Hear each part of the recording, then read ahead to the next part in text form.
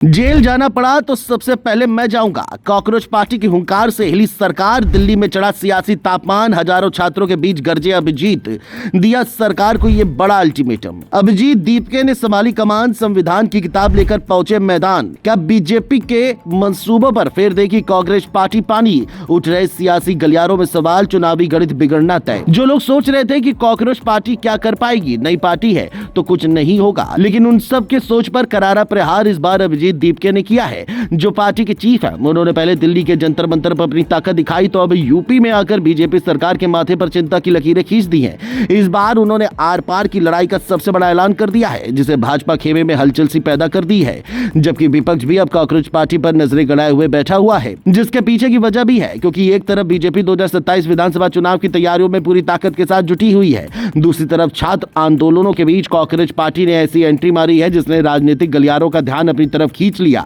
लखनऊ में हुए बड़े छात्र प्रदर्शन के दौरान पार्टी के प्रमुख अभिजीत दीपके जिस अंदाज में सामने आए, उसने समर्थकों और विरोधियों दोनों को चौंका दिया। संविधान की किताब हाथ में लेकर प्रदर्शन स्थल पहुंचना, छात्रों के बीच खड़े होना और फिर खुलकर सरकार को संदेश देना, इन सब ने इस आंदोलन को और ज्यादा चर्चा में ला दिया है।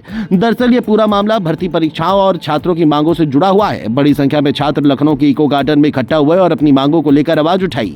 इसी दौरान अभिजीत दीपके भी वहां पहुंचे। उनके पहुंचते ही माहौल और गर्म हो गया। समर्थकों ने इसे छात्रों की लड़ाई में राजनीतिक समर्थन बताया तो कुछ लोगों ने इसे नई राजनीतिक जमीन तैयार करने की कोशिश कहा। अभिजीत दीपके ने साफ कहा कि लोकतंत्र में अपनी बात रखना हर नागरिक का अधिकार है और छात्र अपनी मांगों को लेकर शांतिपूर्ण तरीके से आवाज उठा रहे हैं। यही बयान अब सोशल मीडिया से लेकर राजनीतिक मंचों तक चर्चा का विषय बना हुआ है। सबसे ज्यादा चर्चा उनके उस बयान की हो रही है जिसमें उन्होंने कहा कि अगर जेल जाने की नौबत आई तो सबसे पहले वह खुद जाएंगे। इस बयान को उनके समर्थक संघर्ष का संदेश बता रहे हैं। प्रदर्शन के दौरान उन्होंने आंदोलन को लोकतांत्रिक अधिकार से जोड़ा और कहा कि देश में कई बड़े बदलाव आंदोलनों के जरिए ही आए हैं। यही कारण है कि छात्रों के बीच उनकी मौजूदगी ने उन्हें अचानक चर्चा के केंद्र में ला दिया। राजनीतिक जानकार मानते हैं कि उत्तर प्रदेश जैसे बड़े राज्य में यदि कोई नई राजनीतिक ताकत युवाओं और छात्रों के मुद्दों को लगातार उठाती है तो उसका असर भविष्य की राजनीति पर भी पड़ सकता है। बड़ी बात यह है कि ये सब ऐसे समय पर हो रहा है जब लगभग सभी बड़े दल 2027 के चुनावी समीकरण बनाने में लगे हुए हैं। बीजेपी अपने विकास, संगठन और जनसंपर्क अभियान को मजबूत करने में जुटी है। समाजवादी पार्टी पीडीए रणनीति पर काम कर रही है। कांग्रेस और दूसरे दल भी अपनी जमीन तलाश रहे हैं। ऐसे माहौल में कांग्रेस पार्टी का छात्र आंदोलन के साथ खुलकर खड़ा होना उसे अलग पहचान देने की कोशिश के रूप में देखा जा रहा है।